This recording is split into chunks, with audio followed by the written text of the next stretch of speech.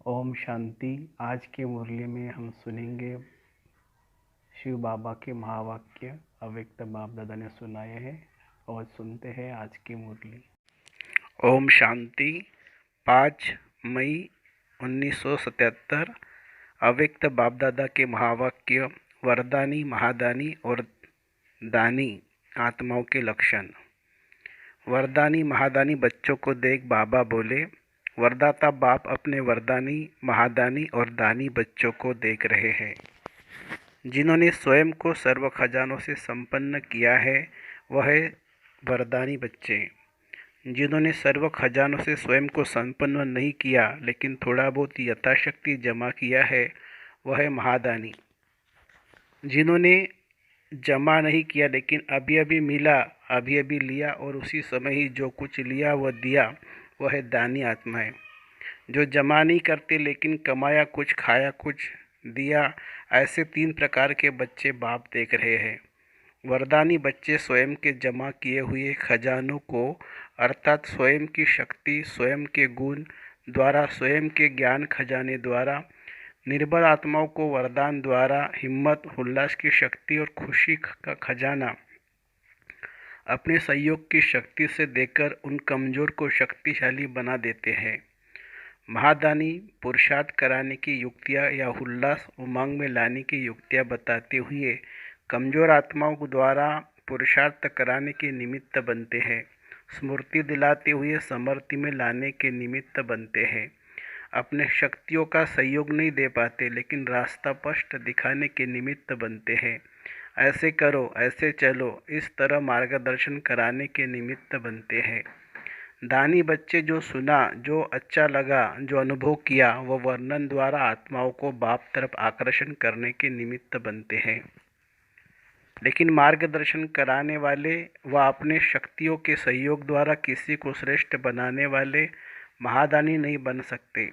तो पहला नंबर है सहयोग देने वाले, दूसरा मार्गदर्शन कराने वाले, तीसरा मार्ग बताने वाले। अब तीनों में आपने से आपको देखो मैं कौन, क्योंकि रियलाइजेशन करना है किसको? स्वयं को।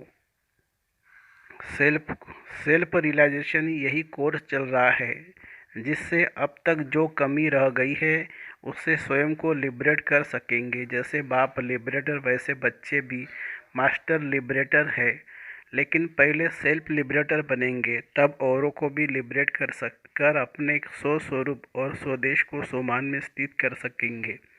आजकल के वातावरण में हर आत्मा किसी न किसी बात के बंधन वश है। चारों ओर की आत्माएं कोई तन के दुख के वशीभूत, कोई संबंध के वशीभूत, कोई इच्छाओं के वशीभूत, कोई अपने संस्कार जो कि दुखदायी संस्कार है, दुखदायी स्वभाव है, उनके दुख के वशीभूत है। कोई प्रभु प्राप्ति न मिलने के अशांति में भटकने के दुख वशीभूत, कोई जीवन का लक्ष्य स्पष्ट न होने के कारण परेशान, कोई पशुओं की तरह खाया पिया जीवन बिताया लेकिन फिर भी संतुष्टता नहीं, कोई साधना करते, त्याग करते, अध्ययन करते, फिर भी मंजिल को प्राप्त नहीं होते, पुकारने चिल्लाने के ही दुख के वशीभूत। ऐसे अनेक प्रकार के बंधनों वश, दुख अशांति के वश आत्माएं अपने को लिबरेट करना चाहते हैं। ऐसे अपने आत्मा के नाते भाइयों को दुखी देख रहम आता दिखाई देता है। आत्माओं के दुख में जीवन को कोई सहारा नहीं मिल रहा है, देखने आता है वह अपने में बिजी हो। लौकिक रीति से जीवन में बचपन का समय, स्टडी का समय अपने प्रति होता है, उसके बाद रचना के प्रति समय होता है, अर्थात दूसरों के प्रति जिम्मेवार का समय होता है। अलौकिक जीवन में भी पहले स्वयं को परिपक्व करने का पुरुषार्थ किया, अब विश्व कल्याणकारी बन विश्व की आत्माओं के प्रति व अपने निजी परिवार के प्रति विश्व की सर्व आत्माएं आपका परिवार है। क्योंकि बेहद के बाप के बच्चे हो तो बेहद के परिवार के हो, तो अपने परिवार प्रति रहम नहीं आता। तो अभी रहम दिल बनो, मास्टर रचता बनो, स्वयं कल्याणकारी नहीं लेकिन साथ साथ विश्व कल्याणकारी बनो। अपने जमा की हुई शक्तियों व ज्ञान के खजाने को मास्टर ज्ञान सूर्य बन वृत्ति, दृष्टि और स्मृति के अर्थात शुभ भावना के श्रेष्ठ संकल्प द्वारा अपने जीवन में गुणों की धारणाओं द्वारा इन सब साधनों की किरणों द्वारा अशांति को मिटाओ। जैसे सूर्य एक स्थान पर होते हुए भी अपनी किरणों द्वारा चारों ओर अंधकार दूर करता है, ऐसे मास्टर ज्ञान सूर्य बन दुखी आत्माओं पर रहम करो। स्वयं और सेवा दोनों का बैलेंस रखो। स्वयं को भी नहीं भूलो और विश्व सेवा को भी नहीं भूलो। विश्व की परिक्रमा देना कितने समय का काम है। विश्व के मालिक के बालक हो तो मालिक बन विश्व परिक्रमा लगाओ। तब जब तीनों लोगों का चक्र लगा सकते हो तो विश्व का चक्कर लगाना क्या बड़ी बात है। जैसे पहले के युग के राजा सदा अपने राज्य का चक्र लगाते थे, प्रजा को सदा सुखी और संतुष्ट रखते थे। यह सब किससे सीखे।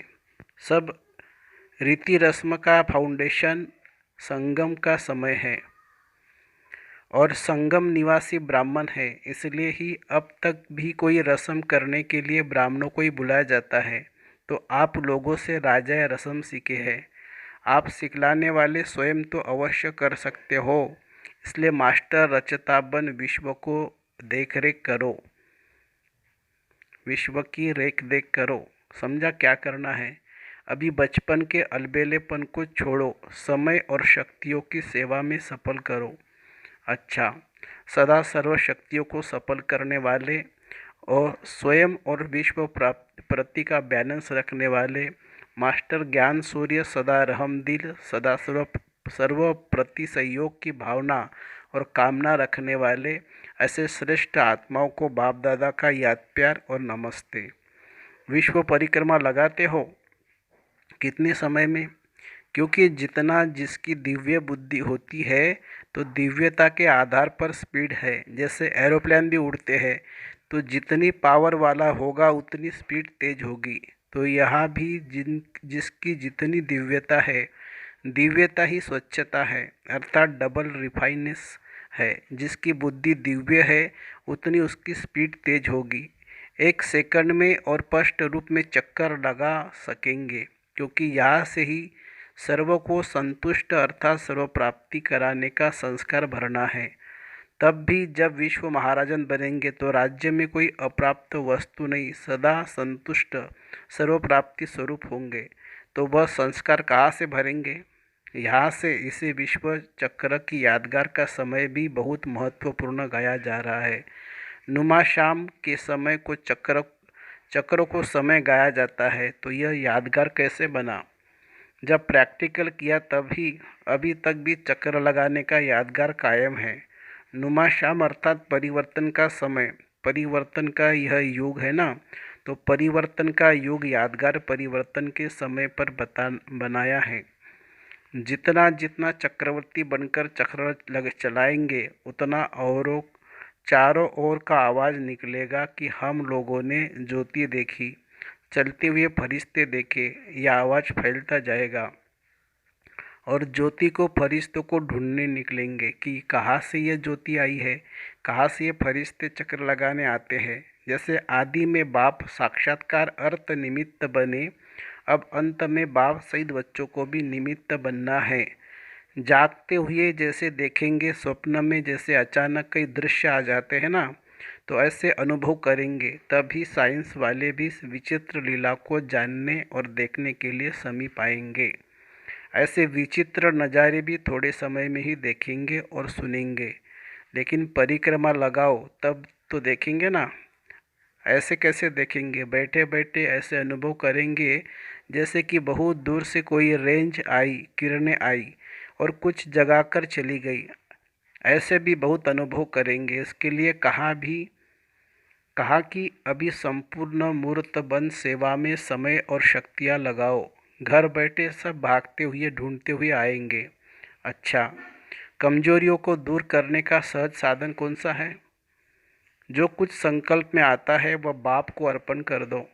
जो भी आवे वह बाप को सामने रखते हुए जिम्मेवारी बाप को दो, तो स्वयं स्वतंत्र हो जाएंगे। सिर्फ एक दृढ़ संकल्प रखो कि मैं बाप का और बाप मेरा। जब मेरा बाप है तो मेरे के मेरे के ऊपर अधिकार होता है।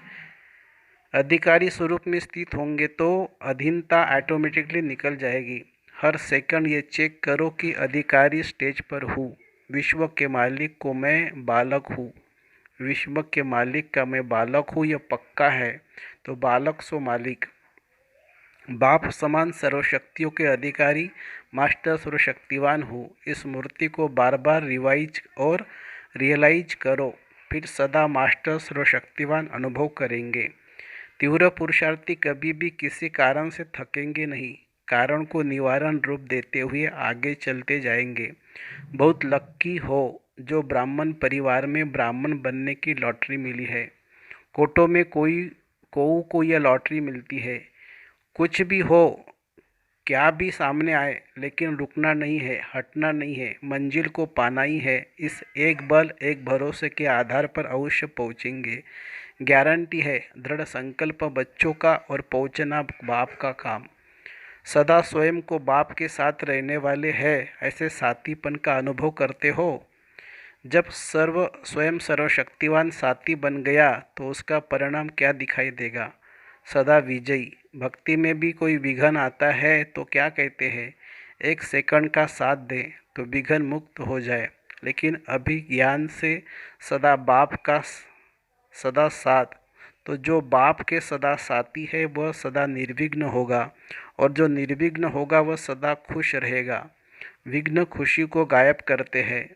अगर मास्टर सर्वशक्तिवान भी विघ्नों से परेशान हो तो दूसरे बेचारे क्या होंगे? तो मास्टर सर्वशक्तिवान कभी भी परेशान नहीं हो सकते। किसी के संस्कार स्वभाव को न देखो, अपने अनादि संस्कार स्वभाव को देखो। बाप के स्वभाव संस्कार को देखो। सुनते हुए भी न सुनने की आदत होंगी तो हिलेंगे नहीं, पास हो जाएंगे। सबसे सहज बात कौन सी है? जिसको समझने से सदा के लिए सहज मार्ग अनुभव होगा। वह सब बात है, वह सहज बात है। सदा अपनी जिम्मेवारी बाप को दे दो। जिम्मेवारी देना सहज है ना? स्वयं को हल्का करो तो कभी भी मार्ग मुश्किल नहीं लगेगा। मुश्किल तब लगता है जब थकना होता है या उलझते हैं। जब सब जिम्मेवारी बाप को दे दी तो फरिश्ते हो गए। फरिश्ते कब थकते हैं क्या? लेकिन यह सहज बात नहीं कर पाते, तब मुश्किल हो जाता है। गलती से छोटी छोटी जिम्मेवारियों का बोझ अपने ऊपर ले लेते हैं, इसलिए मुश्किल हो जाता है। भक्ति में कहते थे, सब कर दो राम हवाले। अब जब करने का समय आया तब अपने हवाले क्यों करते? मेरा स्वभाव, मेरा संस्कार, यह मेरा कहाँ से आया? अगर मेरा खत्म तो नष्ट मोह हो गए। जब मोह नष्ट हो गया तो सदा स्मृति स्वरूप हो जाएंगे। सब कुछ बाप के हवाले करने से सदा खुश रहे और हल्के रहेंगे।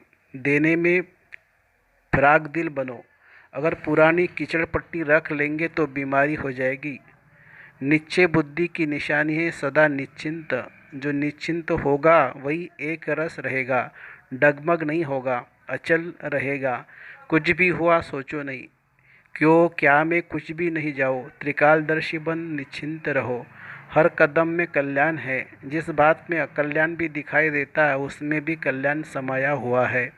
सिर्फ अंतर्मुखी हो देखो। ब्राह्मणों का कभी भी अकल्याण हो नहीं सकता, क्योंकि कल्याणकारी बाप का हाथ पकड़ा है ना। अकल्याण को भी वह कल्याण में परिवर्तन कर देगा। इसलिए सदा निश्चिंत रहो। सदा संतुष्ट हो। सदा संतुष्ट रहने वाला ही बाप के समीप रह सकता है। संतुष्टता सदा बाप के समीप ले जाने का साधन है। संतुष्टता नहीं तो सदा बाप से दूर है। जो कुछ होता है उसको बीती सो बीती करते हुए परखने की शक्ति से परखते हुए चलते चलो तो सदा संतुष्ट रहेंगे।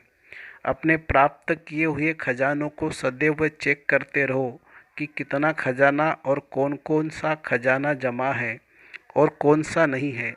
समय भी बड़े से बड़ा खजाना है, ज्ञान भी खजाना है, शक्तियाँ और दिव्य गुण भी खजाना है।